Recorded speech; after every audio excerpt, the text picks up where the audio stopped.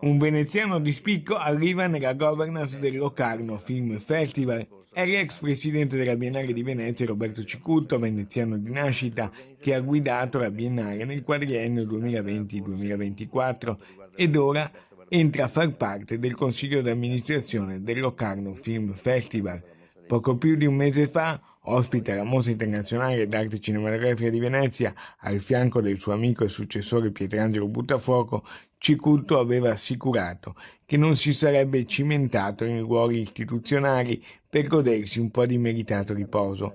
Invece è giunto il colpo di scena. D'altro canto, se il mondo del cinema chiama, un inimitabile produttore cinematografico come lui e un nobile servitore delle istituzioni non poteva non dare il proprio contributo culturale e manageriale. Così si era raccontato Cicutto in un'intervista per le nostre reti in esclusiva durante un bilancio nel febbraio scorso, a chiusura del suo quadriennio alla guida della Biennale di Venezia. Per me è stato ovviamente bellissimo, interessante, una grande esperienza oltre che professionale, umana.